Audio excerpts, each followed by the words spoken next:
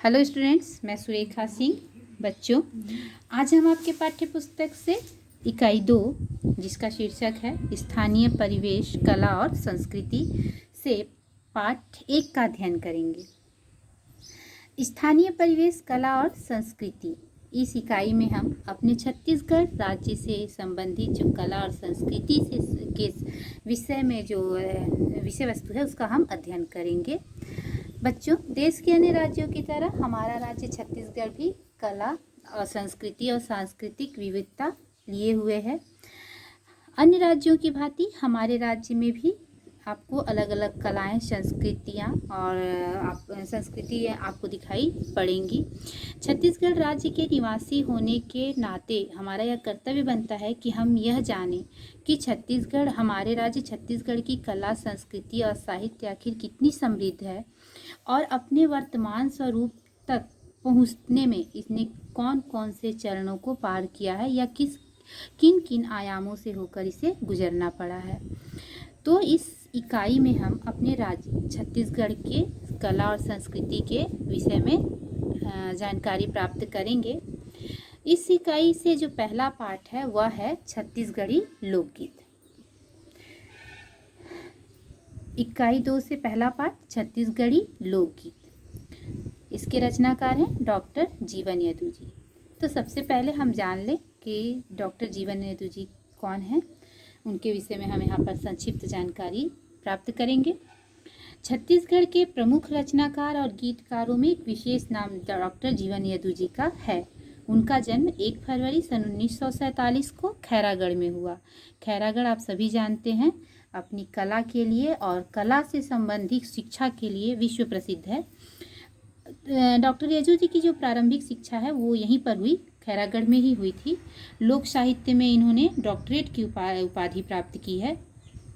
कविता, ये मुख्य तौर पर कविताएं लिखते हैं, पर और बहुत सारी लेख भी इन्होंने लिखे हैं, जिनमें से कुछ प्रमुख जो रचनाएं हैं वो इस प्रकार हैं। झील की मुक्ति के लिए काव्य संग्रह है, अनकहा है जो तुम्हारा गीत संग्रह है, छत्तीसगढ़ी कविता संदर्भ एवं मूल्य एक आलोचना है, ऐसनिच रात पहाही एक नाकाव्य नाटिका है और धान के कटोरा कविता संग्रह है। जो यह प्रस्तुत निबंध छत्तीसगढ़ी लोकगीत, यह उनके निबंध संग्रह लोक स्वप्न में लिलीहंसा से लिया गया है।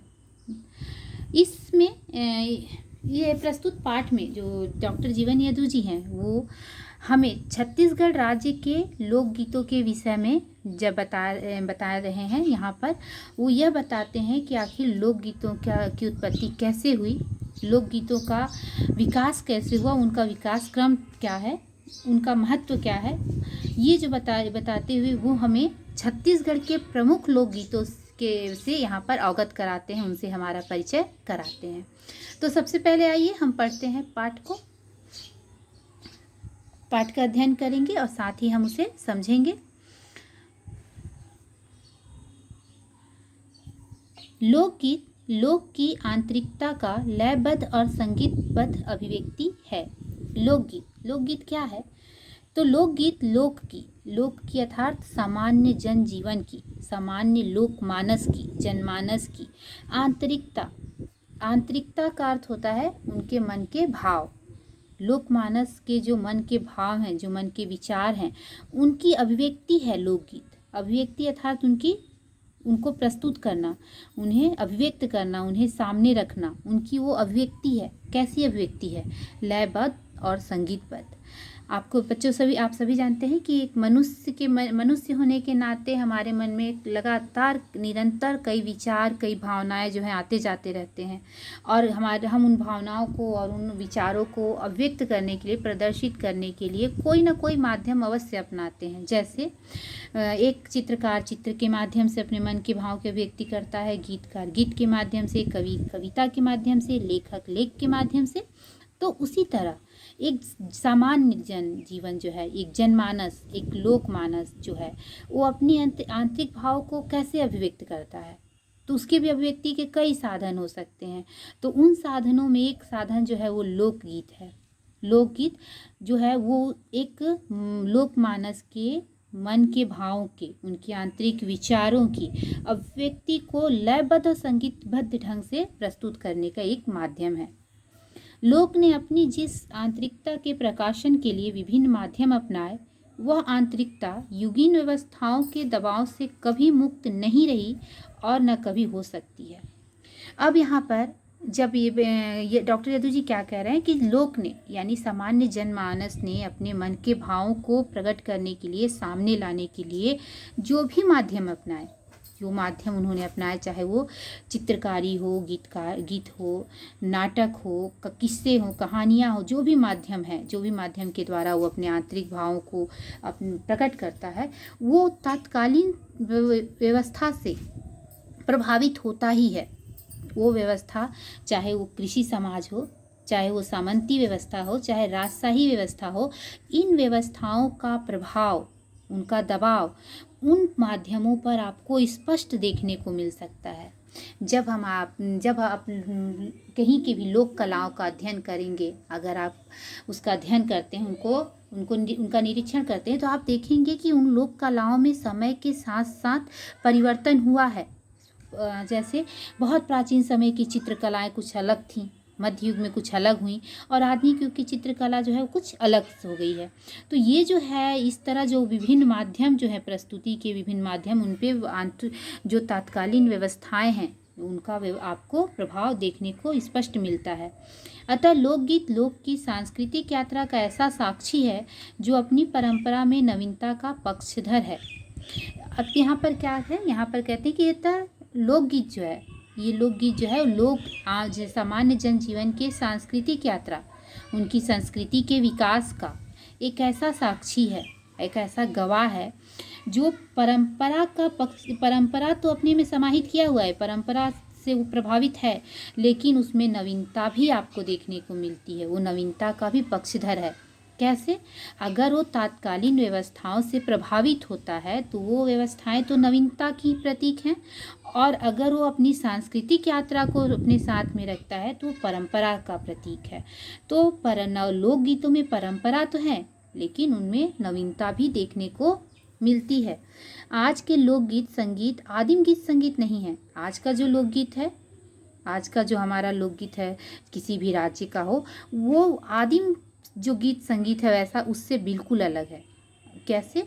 जो प्रारंभ में, बहुत प्राचीन समय में जो लोकगीतों का स्वरूप था, वो आज के लोकगीतों में उसका स्वरूप नहीं है।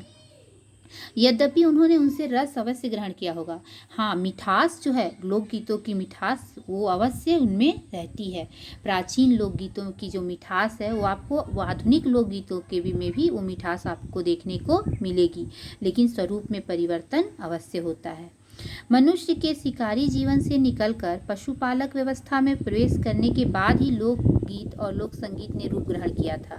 अब आप सभी जानते हैं कि जब मनुष्य आदिम मानव जो है वो प्रारंभ में तो शिकारी व्यवस्था में रहता था, वो यहाँ से वहाँ घूमता था, शिकार करता था, खेत करता था और अपना जीवन यापन करता था। धीरे धीरे वह पशुपालक बना, पशुओं को पालने लगा, और जब वह पशुओं को पालने लगा तो उससे संबंधित जो उसके जो उस जीवन से संबंधित उसके जो नित्य क्रियाकलाप थे, जो उनके गतिविधियां थी, उन्होंने ही लोकगीत और लोक संगीत को जन्म दिया। अर्थात हम कह सकते हैं कि मनुष्य के पशुपालक बनने के बाद ही लोकगीत और लोक संगीत ने जन्म लिया था। फिर वे कृषि व्यवस्था और सामंती व्यवस्था को पार कर इस जटिल युग में अपने परिवर्तित रूप में पहुंचे हैं। फिर वे लोकगीत, अपने पशुपालक व्यवस्था में जिनका जन्म हुआ, वे लोकगीत, उसके बाद पशुपालक के बाद मनुष्य क्या बना? कृषक बना। कृषक के बाद सामंती व्यवस्था, राजशाही व्यवस्था को उसने देखा, और आज का जो यह जटिल युग जो है, ये जो कॉम्प्लिकेटेड मतलब जो रूप हम देखते हैं शासन व्यवस्था का या समाज का, इस रूप में वो पहुँचे हैं। जैसे तो ये क्या है, ये एक यात्रा, लोकगीतों ने जो अपनी यात्राएं तय की हैं, अपनी जो यात्रा तय की है, उसे बता रहा है कि कौन कौन सी अवस्थाओं से लोकगीत जो है गुजर कर अपने वर्तमान स्वरूप तक पहुंची है। लोक की आंतरिकता पर उन सभी व्यवस्थाओं का असर है। अब जनमानस के मनोभाव पर, उनकी मना स्थिति पर, उनके विचारों पर तो सभी व्यवस्थाओं का असर है। पशुपालक का भी है, कृषि व्यवस्था का भी, सामाजिक व्यवस्था का भी, और वर्तमान का भी। तो उन सभी व्यवस्थाओं का असर रहा है। लोकगीतों में उन व्यवस्थाओं की स्मृतियाँ और शेष आदि इसलिए आज भी मिलते हैं। इसलिए हम आज भी जो हैं आपको लोकगीतों में प्राचीन स्मृतियाँ, प्राचीन चिन्ह जो हैं, प्राचीन यादें आज भी आपको देखने को मिलती हैं। क्यों? क्योंकि लोकगीत कभी भी व्यवस्थाओं से अछूता नहीं रहा। उन व्यवस्थाओं का असर लोकगीत पर रहा है, और यदि लोकगीत पर उनका असर है तो उनके जो उन व्यवस्थाओं की, उन प्राचीन व्यवस्थाओं की स्मृतियाँ तो हमें आज भी मिलेंगी, देखने को मिलेंगी। उन व्यवस्थाओं को लेकर लोकमानस पर जो प्रतिक्रियाएं हुई, उन्हीं से एक लोक साहित्य सृजित हुआ, जिसका एक बड़ा हिस्सा संगीतमय है। अब समाज में जो भी व्यवस्थाएं थी, चाहे वो व्यवस्था पशुपालक व्यवस्था हो, कृषक समाज की व्यवस्था हो, सामंती व्यवस्था हो, राजशाही व्यवस्था हो या लोकतंत्र व्यवस्था हो, इन सभी व्यवस्थाओं का लोकमानस पर कुछ ना कुछ प्रभाव पड़ा, और उसके प्रभाव के परिणाम स्वरूप प्रतिक्रियाएं हुई। हो सकता है जब राजशाही तंत्र था तो उनके शोषण के खिलाफ भी प्रतिक्रियाएं हुई थी। कृषक समाज में जो स्वतंत्रता थी तो उसके परिणाम स्वरूप भी जो प्रतिक्रियाएं हुई, उन सब में एक साहित्य सृजित हुआ। वो साहित्य लोक साहित्य सृजित हुआ। लोक साहित्य ऐसा साहित्य होता है जिसे किसी एक व्यक्ति विशेष के द्वारा नहीं सृजित किया जाता, उनकी रचना नहीं की जाती, बल्कि उनकी रचना जो है वो पीढ़ी दर पीढ़ी, एक पीढ़ी से दूसरी पीढ़ी से तीसरी पीढ़ी हस्तांतरित होता रहता है और एक जन समुदाय के द्वारा सृजित होता है। इसके अंतर्गत लोकगीत, लोकनाट्य, लोक कलाएँ, लोकनाट्य, लोकगीत इत्यादि जो है वो लोक साहित्य का हिस्सा है। अब उन लोक साहित्य में एक जो बड़ा हिस्सा है वो क्या है? संगीतमय है। संगीत आप सभी जानते हैं कि मनुष्य के जीवन का मनुष्य के भावों को प्रकट करने का एक सशक्त माध्यम है। सुख हो, दुख हो, क्रोध हो, पश्चाताप हो, कोई भी ऐसा भाव मनुष्य के मन का सहज भाव उसकी अभिव्यक्ति के लिए संगीत सबसे सशक्त माध्यम का कार्य करता है। तो लोकमानस पे व्यवस्थाओं को लेकर आम जनता की जो प्रतिक्रियाएं थी, जो प्रतिक्रियाएं हुई, जिनके द्वारा लोक साहित्य का सृजन हुआ, उनमें जो है अधिकतर एक जो बड़ा हिस्सा था वो क्या था? संगीतमय था। और यही क्या है? लोकगीत है। वह लोक साहित्य का वह हिस्सा जो संगीतमय है वो ही लोकगीत है। आगे, चूंकि लोकमानस एक सा होता है, अतः लोकगीतों के आंतरिक और बाह्य बुनावट को क्षेत्रांतर अधिक प्रभावित नहीं करता। अब यहाँ पर लेखक कहते हैं कि लोकमानस एक जैसा होता है। लोगों का जो मन है, लोगों की जो भावनाएं हैं, वो चाहे किसी भी क्षेत्र के हों, किसी भी प्रांत के हों, किसी भी राज्य के हों, उनकी भावनाएं एक सी होती है। अतः लोकगीत के भी जो बुनावट है, जो रचनाएं हैं, वो भी एक जैसी ही होती हैं। उनमें क्षेत्रों का जो अंतर है वो उनको, स्थानों के बीच की जो दूरियां हैं, स्थानों का जो अंतर है वो उनको अधिक प्रभावित नहीं करता। इसलिए लोकगीत आपको लगभग हर जगह के एक जैसे ही मिल जाएंगे। किसी विशिष्ट व्यवस्था में रहते हुए सुख और दुख की, सुरक्षा और संघर्ष की, जय और पराजय की अनुभूतियों का कलात्मक प्रकटीकरण लोक सांस्कृतिक अनिवार्यता है। अब किसी भी व्यवस्था में रहें, चाहे वो व्यवस्था कृषक समाज की हो, चाहे सामंती व्यवस्था हो, चाहे लोकतांत्रिक व्यवस्था हो, चाहे राजशाही व्यवस्था हो, इसके बीच जो जनमानस के जो सुख और दुख है, जो उनकी सुरक्षा और संघर्ष है, जो जय पराजय की जो भावनाएं हैं, इनसे संबंधित जो भावनाएं हैं, जो उनके जो महसूस करते हैं, उनको कलात्मक रूप से जो प्रकट करना ये हर संस्कृति में अनिवार्य रूप से होता है। तो यदि हम छत्तीसगढ़ क्षेत्र के लोकगीतों का अध्ययन करें तो भी सारे क्षेत्रों के लोकगीतों की मूल प्रकृति, बनावट, गुण, धर्म आदि स्पष्ट हो जाएंगे। तो यहाँ पर ये लेखक डॉक्टर यदु जी कहते हैं कि यदि हम छत्तीसगढ़ के लोकगीतों का अध्ययन करते हैं, हम ये जान जाएं कि छत्तीसगढ़ के लोकगीतों की मूल प्रकृति, बनावट क्या है, तो हम लगभग सारे क्षेत्र के, सारे भारत के, विश्व के सारे क्षेत्रों के लगभग सभी लोकगीतों की जो मूल प्रकृति है, जो उनकी मूल बनावट है, उनकी जो विषय वस्तु है, उसे हम समझ सकते हैं। वो हमारे सामने स्पष्ट हो जाएंगे। उसके लिए हमें अलग से प्रयत्न नहीं करना पड़ेगा। लोकगीत चूंकि सामाजिक व्यवस्थाओं और परंपराओं की देन है। अब यहाँ पर देखिए क्या कह रहा है कि लोकगीत जो सामाजिक व्यवस्थाएं होती हैं और जो परंपराएं होती हैं उनके फलस्वरूप उत्पन्न होता है, क्योंकि उन्हीं व्यवस्थाओं और उन्हीं परंपराओं से लोकमानस में क्या होती है, प्रतिक्रियाएं होती हैं। लोकमानस में जो प्रतिक्रिया होती हैं उसी के फलस्वरूप क्या बनता है, लोकगीत उत्पन्न होता है। जैसे हो सकता है कि अगर वो किसी जैसे मान लीजिए कि कोई राजतंत्र है, किसी सामाजिक उसमें राजतंत्र है और वहाँ पर यदि शोषण अधिक हो रहा हो जनता का, तो वो जो उनका जो क्रोध है जनता का या सामान्य जनजीवन का जो क्रोध है, उनका जो विक्षोभ है, वो एक गीत के माध्यम से प्रस्तुत होता है।